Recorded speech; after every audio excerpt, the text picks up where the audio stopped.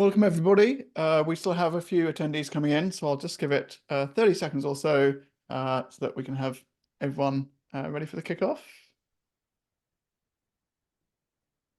Appreciate you taking time out of your day to join us.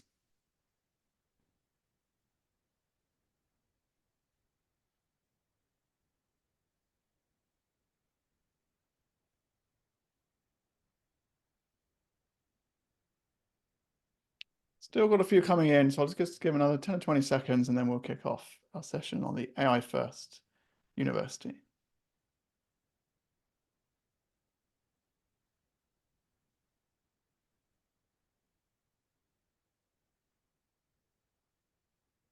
Okay, let's do this. Welcome, everybody, to today's webinar on the AI First University. I'm really, really excited to share this vision with you, which I hope you'll find both inspiring, but also practical, and something that you can really pick up and run with in your organizations.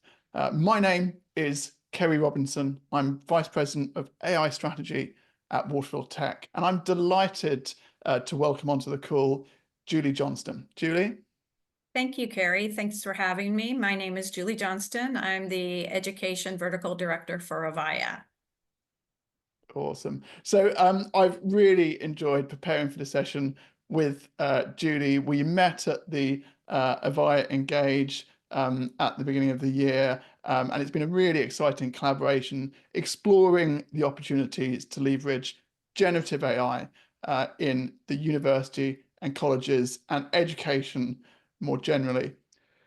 Part of the reason that this is really special for me is this place.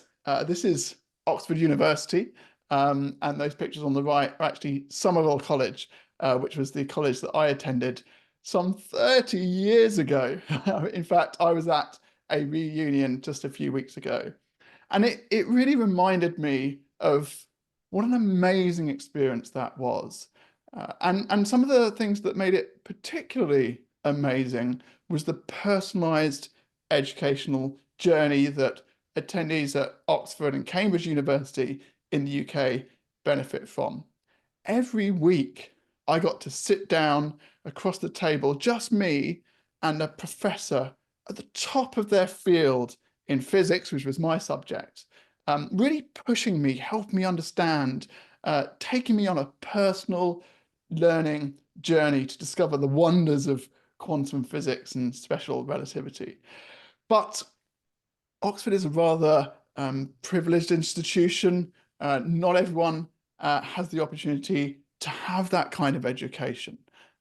But research shows that a personalized education, that one-to-one tuition, has huge and measurable impacts on a student's outcome, as much as a 2 standard deviation increase in outcomes from their studies. So how potentially could we use AI to scale this personalized learning journey? And this is something that Julie and I have talked about a lot and are quite passionate about. Yeah, Kerry, it was actually in the planning where you mentioned you had just gone to this reunion, and it really wasn't part of the plan to even discuss this. And we had this aha moment that wouldn't all universities want students 30 years from now to say, my university really supported me. They created a personalized experience for me. And there are ways to do this now, and there are strategies, and that's what we're going to talk about. Totally, totally. I mean, because why wouldn't we want to do this? If we could have done this in the past, we would have done it. Exactly. But just not sort of practically, commercially viable. But AI changes that. Now, we've had AI around for a long time. I mean, I started playing with AI when I was 10 years old, and I first learned to program, and I tried to make chat bots and voice bots, although we didn't really call them that back then. And it didn't really work. The tech wasn't there. And I've been in the field for now nearly 25 years. And only in the last 2 years have we finally had AI with real intelligence. Just look at the research here shared by ARK Invest in their Big Ideas publication earlier this year. They've compared the human average performance, that's the green color, against the performance of GPT-4. Then at the beginning of the year, the most powerful model from OpenAI, and there's actually been, I'll talk about them, some advancements in those models. And here ARK Invest have compared human average performance in green with the GPT-4 performance in some really broad tests of human capability. So we've got the bar exam that lawyers take. We've got SAT tests that our children go through. We've even got the advanced sommelier exam that your wine waiter at the restaurant will use to make sure you get the perfect pairing of wine and food. The only place at the start of this year where GPT-4 was outgunned by human capability was the Winogrand, which is a very broad test of common sense. And not only has AI become super, super powerful, it's getting better, faster, and cheaper all the time. This chart shows how the cost to use first GPT-3 models crashed down at an annualized rate of nearly 90%. And then GPT-4 models, we saw exactly the same, crashing down at an annualized rate of 90%. And that was reconfirmed with the release of GPT-4o earlier this year. And critically, just some weeks ago, OpenAI released some new models that they call O1 models, reasoning models that take a little bit more time to go through and come up with an answer. And just look at how they perform. On the right, we've got expert human performance. On the left, we've got GPT-4o. But in the middle, we've got the O1 preview and the O1 model, which hasn't quite yet been released. Gen AI can now answer PhD level science questions better than expert humans can. And just imagine what this means in terms of the way that we can bring a personalized journey and a personalized tutor to every single student. It's tough somehow, I think, to really understand what this means. What is this stuff that we've created? Here's just a few ways in which major industry figures have tried to describe the phenomenon of Gen AI. Andrew Ng is a Stanford professor, and he likens it to electricity. We've got Mustafa Suleyman. He's the new CEO of AI at Microsoft, and he likens it to a digital species. And of course, in his inimitable style, Elon Musk warns us about potentially summoning the demon. And I like this, there's quite a range here, but I like this because electricity speaks to the ubiquity of AI and how it's a really general purpose technology, just like electricity or the internal combustion engine or the internet or mobile, but perhaps even bigger than all of those. And that will transform industries and birth new companies and new industries. And I think Mustafa Suleyman, when he talks about it as a digital species, reminds us that this is a technology that we need to develop a relationship with and really understand how it fits within our society. And of course, we shouldn't underestimate the risks of unleashing practically unlimited intelligence in the world and make sure we consider carefully how we control it and align it with the best interest of humans.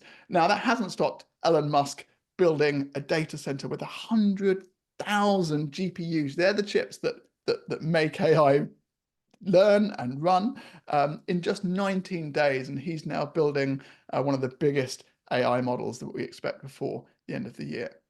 So this is really something special and exciting for all of us to figure out how we can apply it.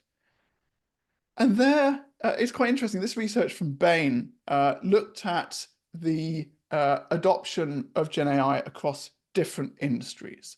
And the dark color is where it's been deployed into production. The lighter pink color is where it's just a development or a pilot project.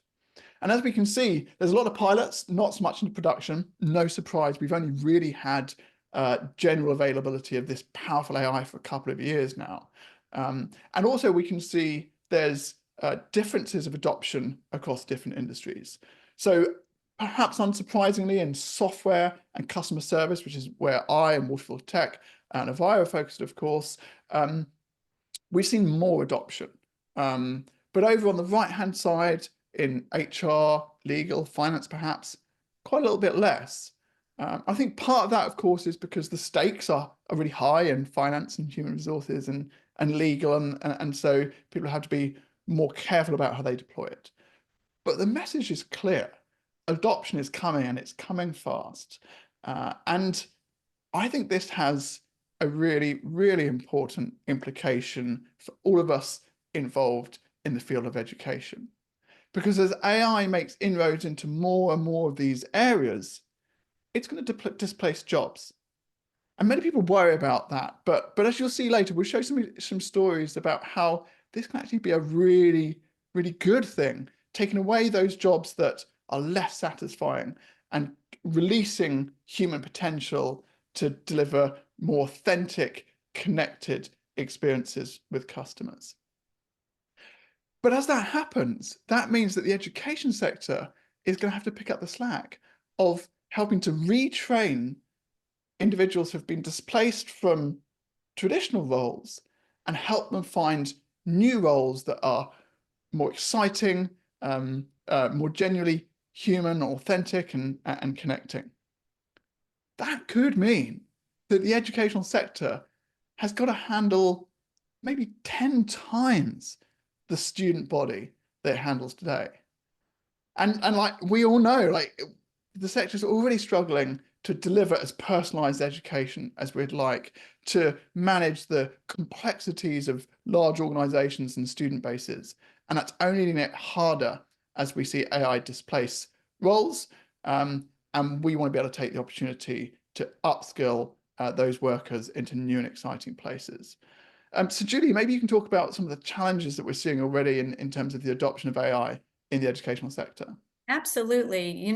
Kerry, you mentioned that deployment's patchy, and we didn't even see education on that particular survey list. But I've been in educational technology for over 25 years, and basically at the university level, at scale, we would go pilot to small implementation to then deployment at scale. But the difference with AI and the other educational technologies that I've been involved in is the speed. You mentioned how fast it's growing. And this just arrived, and we're being asked to figure it out. And so, it's a new challenge, because you can see here that 80% of the students report that their university's AI integration does not fully meet their expectations. In the past, we've had surveys similar to this where students say, I want more technology, et cetera. But this is imperative that we address this with students. Students are working with this and adopting it, and they want their students to integrate AI in more meaningful and student-centric ways. They want the personalization. And so let's take a look at what attributes students are valuing. And there are a few on this list that we're going to talk about today. The first we're going to discuss is the 24/7 assistance. Students are hybrid. They are not in the classrooms at all times. The access to their professors is limited. And so we're going to address ways that we can assist students in AI with this. In addition, the flexibility in learning, the access, the content of the classroom can be available to them and curate. It's the difference between what we've had before and now is this, I call it the ultimate curator. So the way that we can take everything that a student needs to know and answer a question in a way that curates it is absolutely incredible. We're going to also speak about, and Kerry's a really great resource for this, streamlining administrative processes. And so ways that we can really assist students so they don't struggle in the classroom and struggle to navigate the university processes. And then personalized learning. We talked about how Kerry, that was something that he really, really appreciated with his studies. We're going to see how we could do that with our students. So let's take a look. Yeah, let's get a bit practical, shall we? Yeah. So first, Julie, why don't you focus in on how we can leverage AI in scaling and making more personalized education. And then we'll talk about the operation side of it, because of course these go hand in hand. But first, let's look at Absolutely. teaching. Yeah, so in the teaching models, there's never really been more promise than in these three categories. For example, in research, we have the ability to really curate a vast amount of research. Literature reviews can take hundreds and hundreds of hours for faculty members and for PhD students, graduate students. The curation of that content so that you can summarize and really determine and discern what studies you want to focus on, that's going to cut down on numerous hours, as well as identifying resources that you might not have been able to specifically find yourself. I've spoken to students and faculty members all across the United States. A specific Duke University student, a biomed major, PhD, said that access to the Gen AI tools have had the ability to have her identify resources that she could not find herself. Dr. Alex Feltus uses research tools, AI tools for his own specific research. And one of his anecdotal evidence is that he uses it for his own literature reviews as well as peer review assistance. So all of a sudden, these tools can give you immediate peer review assistance, where in the past you've had to wait for a human to give that. And we're not saying that the human factor is going to be gone. We're saying that you have the human factor as well as the ability for your own peer review. Academics is amazing.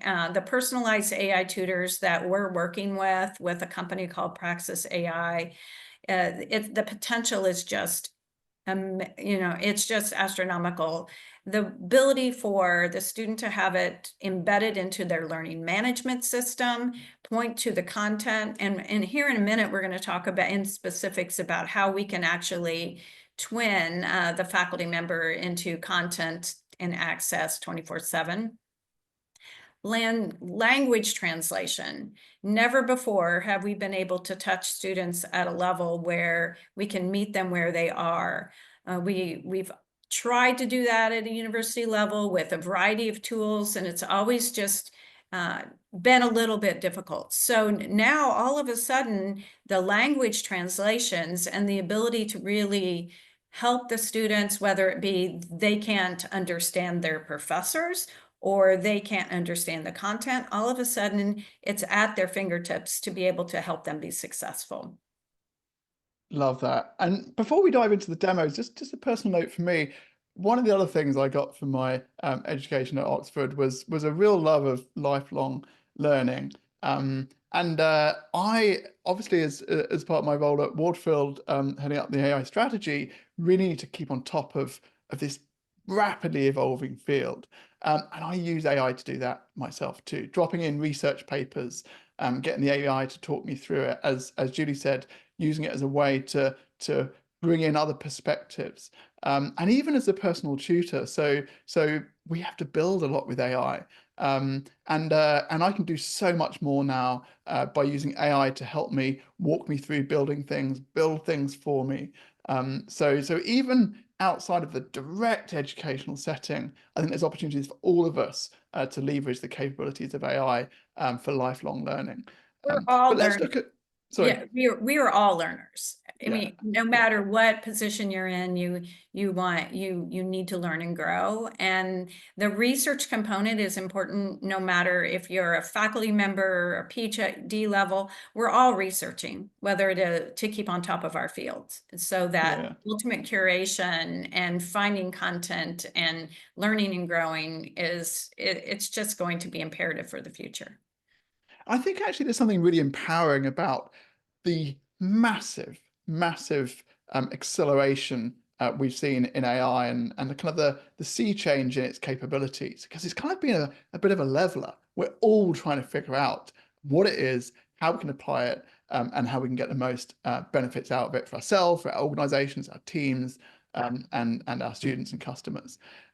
Let's look at what OpenAI are doing in the educational area.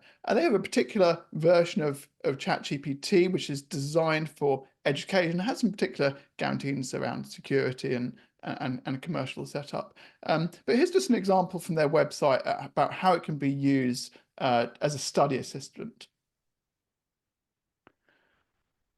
So really, this is a version of one of their GPTs, custom GPTs, that's been set up with information relevant to a particular chemistry course. And the student has asked when's the next exam, got that information, and then asked to take a practice exam. And a great example of, I think, how AI can really support learners in the way that they need help. So we've got 3 questions now. We've got multiple choice. The student can provide their answers, get explanations of them when they don't get it quite right. And this is a demo, so it's quite compressed. Once they've had a bit of a practice, get the content in a way that really suits them. In this case, the student wants an exportable study guide for this particular part of the course, perhaps where they're struggling. And here it comes. And the AI can make that available as a PDF to share back with the student. And actually, some of the most recent updates mean that you don't have to just consume text information. You can interact in a really natural way via voice. And actually, that's one of the ways that I keep on top of this wild field of AI, is not just podcasts and audio books, but just putting my earpod in and chatting away to ChatGPT about subjects that interest me, either at work or at play. But this is OpenAI's offering, and obviously they have to have a very broad appeal in education. They're really the core technology provider, and something that we at Wardfield and Avaya have to do is help guide our clients to the best way to access AI. And going straight to the source, like OpenAI, Anthropic, or Google, sometimes it's a great way to do it. But sometimes it makes sense to leverage a product that really wraps up that AI in a much more targeted way. So Julie, perhaps you can talk about the digital twin. Absolutely. So imagine if you can take what the faculty member's knowledge is and replicate that in a way that the students could have access within their course and 24/7, where the faculty member can really hone in on what personality they would like this digital twin. So how would the faculty member normally respond to the students? They can answer a series of questions so that the digital twin is replicating the way that they would want to respond to the student, and with a series of 30 questions for a psychological profile. As well as you can create this visualization, you can name them, and even in the future, we'll have a voice similar. And so that's an interesting concept. What we're seeing with this is that the students feel more comfortable going to this digital twin when their faculty member isn't available to them. You can upload all of the content from the courses. So no longer is this worry of hallucinations. It's targeted content. So it's the targeted content that the faculty members know, and as well as identify. But what if, we're talking faculty members, what if we developed a digital twin for a medical school, for the most sophisticated physicians that are unavailable to the medical students, but develop this content where they can learn and grow and access this data in a curated way? Or even, what if we develop the digital twin for the most highest performer at the university level in the administrative processes? And that way, we can assist with creating efficiencies, which is something that we're going to talk about in a few minutes. But the future is really bright with this. We're only beginning. We're starting to pilot, and we're seeing fantastic results. Love that. I think what's really lovely about this is, people worry about the future of AI and and how it might affect humanity. But I think there's a possibility that we're actually at peak technology dystopia. We're bombarded by fake news and notifications all the time, and it's just hard to handle that. But by extending this idea of a digital twin of a professor or a medical doctor to ourselves having digital twins, whether at work or in our personal lives, then we can delegate a lot of that handling of that crazy world out there to our digital twins, so that we as humans can focus on what's really, really important to us. And like, let's keep that idea of digital twin in mind as we move into looking at the operations area. So here I just want to share a few examples of how we can leverage some of the techniques that we've already got in deployment in other areas into the educational setting to attract students and give them a more engaging digital presence in our websites, to engage them over the phone, to help with recruiting, onboarding, support and graduation. And then, just as Julie already covered in the education, the faculty side, provide access to students in their own language. So I'm going to share a couple of examples here.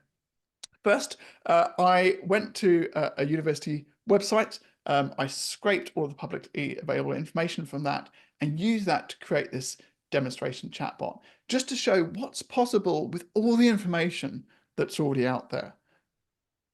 So I'll just play this video, and the student or the prospective student said, "I never went to college, but the kids are at school. I'm wondering about doing a course. Can you help?" And straight away, engaging, fantastic to hear. Just clarifying, is that you or the kids that you're looking for a course for? And it's me, interested in learning about quantum mechanics.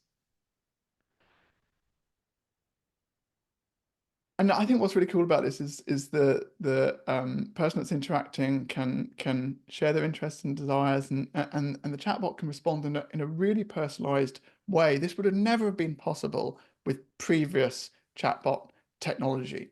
And now the chatbot is asking whether they're interested in studying on campus or online, and the prospective student hasn't directly answered the question. They said, "Well, I'm a social person, but I don't have very good grades."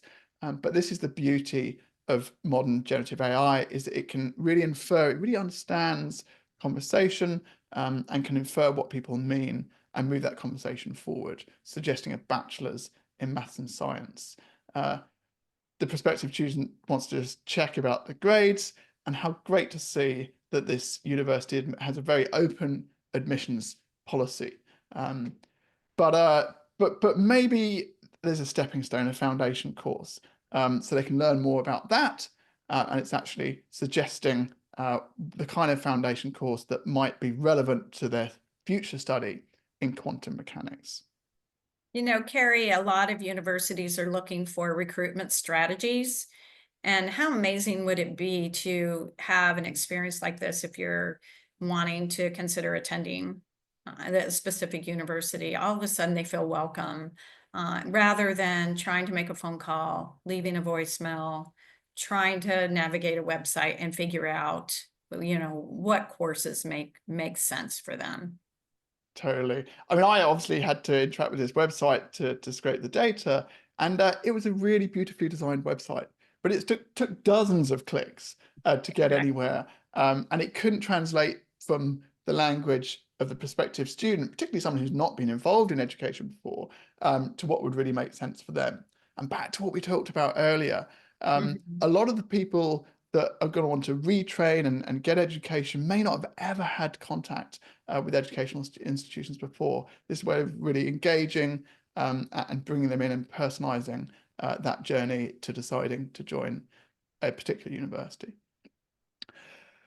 Now, chat's great. I love chat, but a lot of people want to call, and it's been really challenging up until quite recently to create a really engaging, authentic, human-like voice AI. This is something that at Waterfield we've been really pushing since the start of this year, when we first started rolling out our voice bots, and actually that strategy has really been pushed ahead in just the last few weeks with the release of OpenAI's real-time API. So some of you may have interacted with the advanced voice mode on your ChatGPT app, which feels like a really natural human conversation. That's now available as an API so that we can build tailored experiences for businesses, for organizations like yours, and just have a listen to what that makes possible. Oh, hi there. Is that Waterfield University? Hi there. Yes, you reached Waterfield University. Are you looking for information on our courses? Yeah, my daughter Isabel is quite an artist and she was interested in attending for university. That's great to hear. We have some wonderful programs for budding artists. Does Isabella have a particular type No, of it's Isabel, Isobel. Got it, Isabel. My apologies for that. Fine. Does she have a specific area of interest within arts? And would she like to study on campus or online? Yeah, she's into digital arts, and I think she would be open to a kind of a combination of campus and online learning, if that's something you provide. A combination of on-campus and online learning sounds like a great flexible option. We have a digital art program, which could be perfect fit for Isabel. It's offered under the arts and music category. Would you like more details about this program? Yeah, that sounds interesting. She's just finishing college, though. Would that be an undergraduate degree? Yes, the digital art program is part of our undergraduate offerings, so it would be a bachelor's degree. Would Isabel like more information on this program and our other art-related courses? Yeah, I think she probably would do it, yeah. Perfect. I'll gather some details about the digital art bachelor's degree and a few other related programs. Would you like me to send this information to you and Isabel via email or text message? Could you send it via the mail? Absolutely. I can send it via mail. Could you please provide your mailing address and the best name to address the information pack to? Yeah, address it to my daughter Isabel Robinson, and the address is 127 Main Street, New York City, and the zip is 86542. Great. So I'll send all the details to Isabel Robinson at 127 Main Street, New York City, zip code 8642. Is there anything else you'd like to know? No, it's 86423. Got it. Zip code 86423. Thanks for that. We'll get the information sent to Isabel soon. If you or she have any other questions, feel free to reach out. Thanks for considering Waterfield University. Thank you, that's great. Appreciate your help today. You're welcome. Happy to help. Have a wonderful day.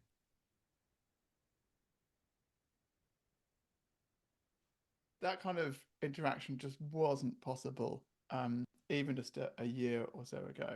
I'm excited about the potential of this kind of natural interaction in the university and colleges domain.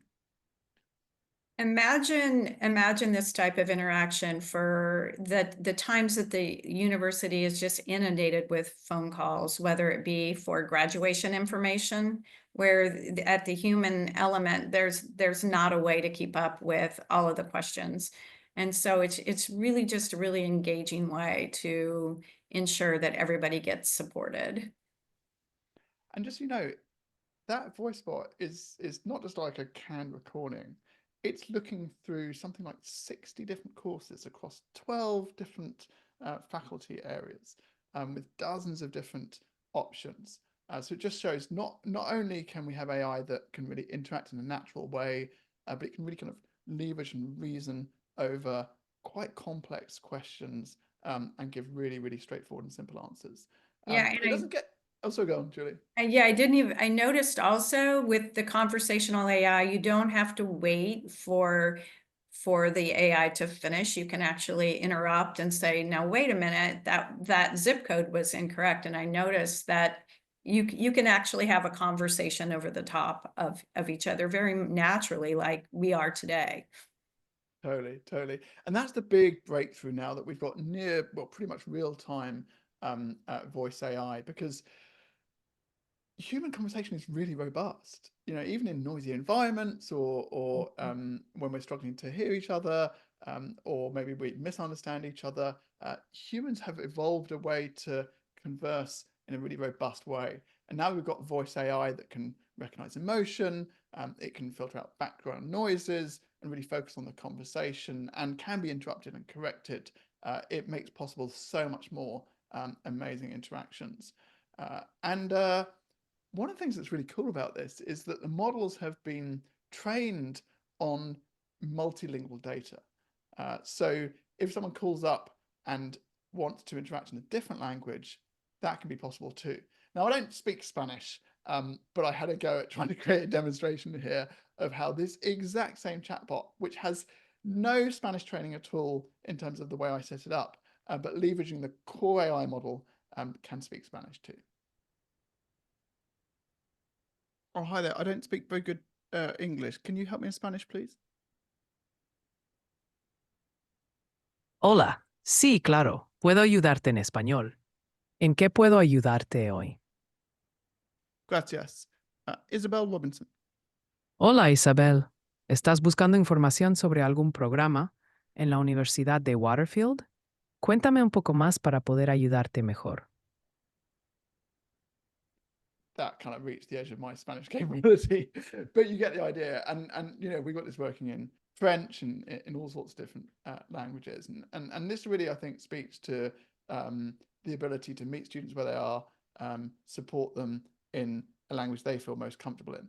But one of the challenges is that if the automation can interact with your students or prospective students in their language, what happens when it needs to escalate to another member of the team? Because you know, you don't want to try and do everything with the AI. There's some things that are best handled by humans, but those humans best able to help your students or prospective students or their friends or families may not speak that language.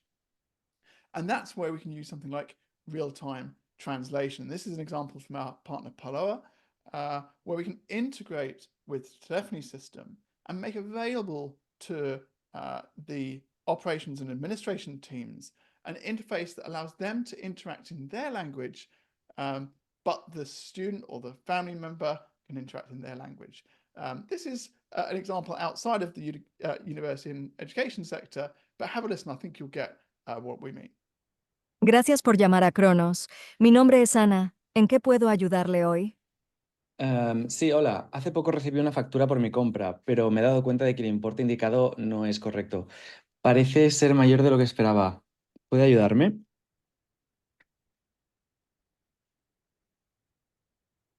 Por supuesto, estaré encantada de ayudarle con el problema. ¿Podría indicarme su nombre completo y su número de factura para que pueda comprobarlo por usted? Claro, me llamo Antonio Pérez y mi número es INV 456789. Gracias. Déjeme comprobar los detalles por mi parte. I see that there is indeed an error in the total amount. I will make the necessary adjustments to the invoice right away and send it to you. May I please have your email address? Veo que efectivamente hay un error en el importe total. Haré los ajustes necesarios en la factura de inmediato y se la enviaré. ¿Podría darme su dirección de correo electrónico? Claro, mi correo electrónico es antonio.perez@gmail.com. Noted. I will send you the revised invoice shortly. Is there anything else I can assist you with? En breve le enviaré la factura revisada. ¿Puedo ayudarle en algo más? No, eso es todo por ahora. Gracias. Gracias. Me alegro de haberle ayudado. Gracias por llamar a Cronos. Adiós. How cool is that, eh? Yeah, Kerry, my mind is just spinning. How many use case we could spend all day talking about use cases for this. All of a sudden, we can support all students. Yeah. Love it, love it. But now let's start getting a little bit practical. We've shown the art of the possible, and this isn't just some future tech. This is available now. We literally went live with a voice agent just overnight that's making calls to customers who owe money. Quite sensitive discussions, and it's navigating those discussions, engaging customers, empathizing with their situation, and finding an arrangement that works for the customer and works for the business. I don't think you can imagine a more high stakes interaction than negotiating a late payment, but we can even do that with voice AI. I think it's so cool.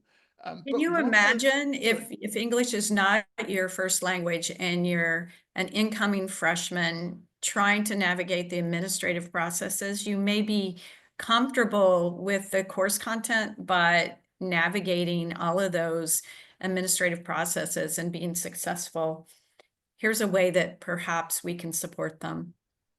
We absolutely can. But to really make this work, I think the university and colleges and general education sector needs to consider something that is being used for a long time in business, but hasn't really fully penetrated the educational sector. And that's the contact center model, and particularly the contact center model for leveraging AI. Obviously, in a contact center, we have a large pool of agents that are there ready to take calls and help customers. So rather than relying on people who've got other jobs to help customers when they call, we've got people dedicated to that cause. And that really helps leverage AI like you've seen today. Firstly, because that part of the business, that part of the educational institution is full of conversations. And as we've seen, AI can really have good conversations. The topics are quite specific, so we can train the AI to handle just those specific conversations, not everything that someone might ask, but just specific things that come up a lot. There's lots of repetition, so we can test and learn and improve these systems over time. That's one of the amazing things, is that over time they just get better and better and better. They never leave, they never go off sick, and so the potential to deliver a really amazing service is there. But of course, the AI can't do everything, and that's where the contact center has a really important trick up its sleeve. Is where the AI gets stuck, we can escalate to a more senior human agent who can pick up the pieces and help out. Or perhaps it's a particular query that's quite sensitive and needs that human touch. And also, you talked earlier on, Julie, about hallucinations, and it's really important to recognize that modern generative AI is not scripted. That's the whole point. It generates personalized, customized responses. But just like humans, sometimes it makes a mistake. There's lots of things we can do, as Julie talked about, giving it the right information. We put guardrails around to make sure that it stays on track. But sometimes it won't get things right. And that's why we can leverage the approach that we use in contact centers to continuously monitor the quality and compliance of AI agents. So literally having human agents and AI agents working side by side. And we're already starting to see how this is impacting the way contact centers are structured. So most contact centers nowadays have a large pool of junior agents. It's quite a transient workforce. The pay's not great. The opportunities aren't particularly good. And we see a lot of churn within that, which means that within 6, 12, 18 months, agents are moving on. And this puts a real burden on the contact center and a real limit on the quality of service that can be delivered, because you can only get so good if your team's constantly getting swapped out with new hires. They're supported by senior agents who have much more interesting jobs, better career prospects, better pay, and they stay in tenure for a lot longer. And they're supported by human first leaders who are really good at getting the best out of a large team. But as part of our AI first contact center vision, which we now extended to the AI first university, we see this changing, that a lot of those junior agents, their roles will be replaced by Gen AI voice bots and chatbots. We'll have more senior agents handling those more sensitive and difficult calls, picking up the pieces when the AI can't complete the interaction, and being the coaches to teach the AI to be the best it can be. And that demands AI first leaders who have both an understanding of how to get the most out of humans, but also a real sensitivity of what AI makes possible and what AI is good at. I think we can start seeing how this translates into an educational setting. We've got operational leaders with quite often a limited operational staff. And then the touch points with students are the website. There might be a drop-in center. There might be a PDF for this, a pamphlet for that, a form for that. And we're really relying on the student navigating all this. And Julie, I know you've lived and breathed this and felt the pain, right? Yeah, and in fact, you know, you mentioned the term contact center, and it's not a university term, and that each department had really their own way of handling each set of student support. And now the promise of this Gen AI can kind of pull it all together so that the departments still can have that unique approach when they're interacting with the students, but the students can have more of a unified approach from the point of entry of asking the question. Absolutely. And I think we see that this can apply to the academic side of the house as well, right?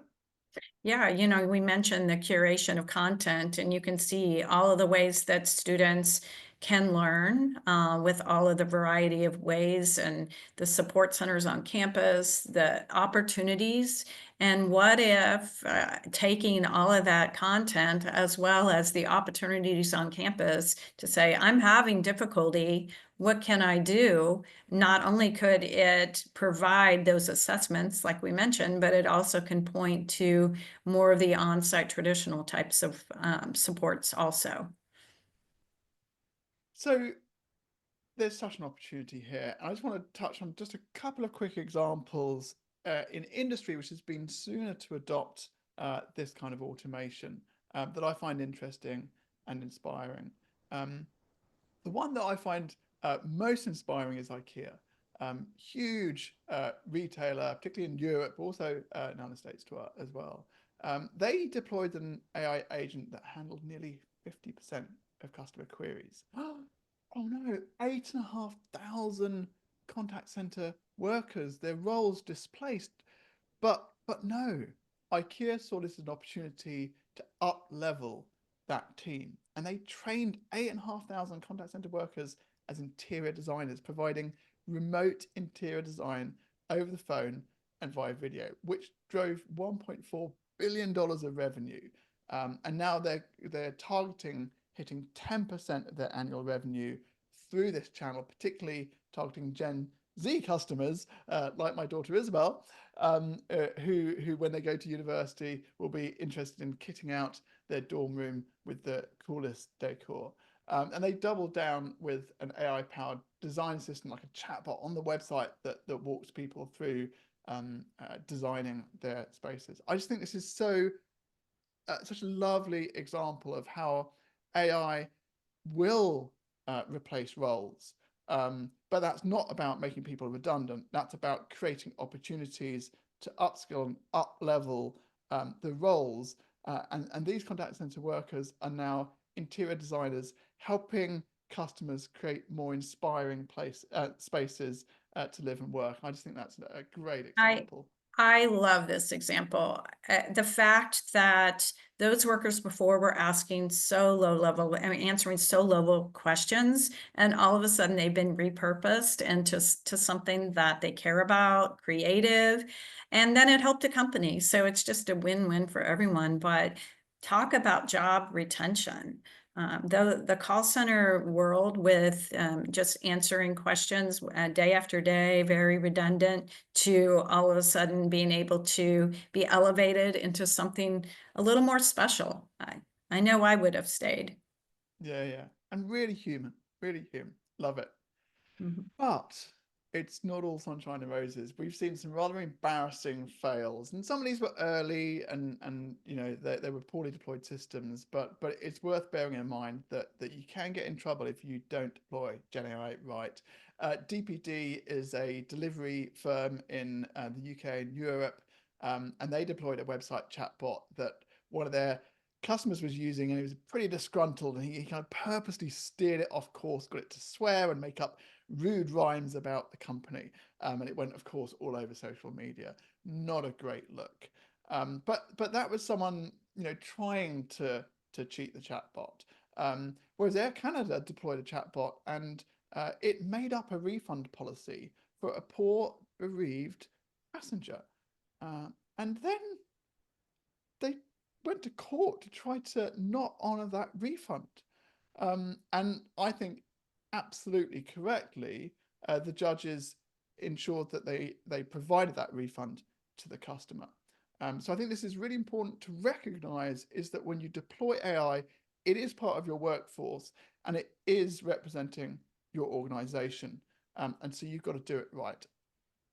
And there we've got a bit of a challenge, because you can't just go buy a Gen AI product and all your problems are solved. There's a real complex, evolving process for delivering successful Gen AI solutions. And I won't go all through the details here, but as you can see, there's a lot of work involved around the experience, creating a character that's really knowledgeable and engaging and has access to the right tools and information to answer and serve customers and prospective students. And then the way you put it together, there's so many different tools and techniques and methodologies now to get the very best out of the AI. You can't just stick ChatGPT for education in and think it's all going to be okay. There's a lot of work that goes around it. And then, of course, the infrastructure. There's lots of work to do to integrate that and deploy it and make sure it's working well, and it's the chat widget is in your website, and the voice calls are going to the right place, and not to mention compliance. And much of this is actually the same as compliance of old, but there are new and evolving regulations that are specific to Gen AI that you need to be aware of. So our advice is, don't go shopping, go on a journey. Like I said earlier on, so much of this has happened. It's so new, so fast. We're all figuring this out together. But we at Waterfield and Elvira and Julie, are a few steps ahead, because we've been working on this for the last several years, and to really figure out and help guide you on your journey. But let me just give you a little playbook, just to give you an idea of how you might start your journey. The first thing is you've got to start. And you've got to start now, because the train has left the station. As Julie showed, 80% of students, was it, that were unsatisfied with the level of use of AI in the educational sector. So start now, but start small. Just do something that you can get into production and start getting engagement. And then you'll get data from that. And then you can drive your strategy with data. But ultimately, and I can't emphasize this enough, there's a lot of technology here, and we love the technology, but the reality, the mindset you should think about, is that you're deploying an AI workforce, and they need leading and managing just like your human agent workforce does. Ultimately, this is quite a big transformation plan, and over decades of delivering first IVR and then conversational AI and now Gen AI transformation, we've come to realize there are these 6 areas that you need to get right. You've got to understand what Gen AI is capable of. Otherwise, you risk being out of touch. You need to have a clear vision. Otherwise, there'll be confusion among stakeholders and among your team. You've got to have clarity about what is the impact going to be. Otherwise, you're going to get resistance, because change is difficult and uncomfortable. You need to have a really good understanding of the skills and resources that you need, and which of those you already have, who you need to upskill, and where you might need to potentially partner with the likes of Avaya or Waterfield. And then you need an action plan to avoid false starts. And like I said, that action plan should involve starting now, starting small, punching through into production, and letting data drive your strategy. And we've got just a few minutes for questions, so I'll be going there in a minute. But if you do want some help developing an AI transformation plan, at Waterfield Tech, we provide a service called Applied AI Strategy Workshop, which will take you through this process with yourself and relevant members from your stakeholder community to address these items. And as a special thank you for those who have attended the webinar, we'll be providing complimentary strategy workshops should you want them. And Julie is kindly going to join us for those. We can make it really, really focused and bring her decades of experience from the educational sector. So I do hope that's something that you'll take advantage of. We'll be dropping a link in the chat shortly that you can click on to sign up. But we've got a few minutes, and let's just go have a quick check to see if we've got any questions. And Julie, maybe you can add any final Kerry, thoughts while I check on that. Yeah, actually, I'll just say that we are very excited about the AI strategy workshops. That's our passion. We want to help. So definitely, we hope some of you take advantage of that. We do have a question, Kerry. How long does something like this take to build and deploy? And I believe it was referring to when you were showing some of the translation services or the chatbots. Yeah, really good question. And of course it depends. But I think something that's really, really cool about Gen AI technology is it already knows how to have a conversation. It's already got intelligence. 20 years ago, even 10, even 5 years ago, when we were trying to create systems like this, we had to teach it exactly what to say and try and imagine all the different things that it might get asked. But now we've really got a form of intelligence that we can use. So it's much more like onboarding a human agent or a human operations worker than it is trying to script out all the possible things that might be asked and it might need to say. What this means is that as long as you do it right and you focus on a fairly narrow use case, you can get into production quite quickly. So for example, the chatbot I showed you, to get a chatbot like that on the website, you could do it in about 4 weeks. To build a voice bot, that's a little bit more involved when you're trying to not just answer questions, but do things like send out that information pack. You've got to build the tools and the back-end integrations. So there you might be talking about more like 8, 10 to 12 weeks. But the key thing is it's easier to build these systems and create them. It's no easier to integrate them with with back-end systems. That's as hard as it ever was. But once you're live, you can't just walk away. That's really, really important. You got to spend the time monitoring, seeing how it's performing, and constantly iterating and improving it. So I think what's been really interesting is whereas, well, the kind of experiences we showed you today were impossible before, but we got somewhere close to them in the past. But you'd be spending millions of dollars and it would take a 12-month project. And now that can be achieved for tens or hundreds of thousands of dollars in weeks or just a few months. But you've got to allocate the time and the effort to constantly watching and improving it. Otherwise, you risk some of those bad situations that we saw DPD and Air Canada getting into. All right, I think we're just about coming up on time. So I think what's left to do is say, Julie, thank you so much for joining me. I've had a lot of fun preparing for this, a lot of fun sharing this hour with you and with all of the people who took a time out of their day to join us. So thank you too. We will be following up with an email. I think this will be available as a replay. So if you got something out of this and think others in your organization would benefit, then please do forward that. And a reminder to take advantage of that offer of an applied AI strategy workshop with a special focus on education, courtesy of Julie. So again, thank you, Julie. Thank you.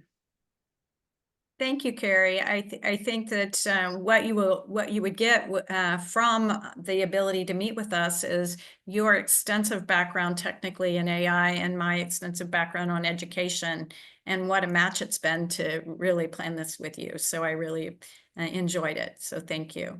Enjoyed it. Thank you all. Have a great rest of your day. Bye-bye.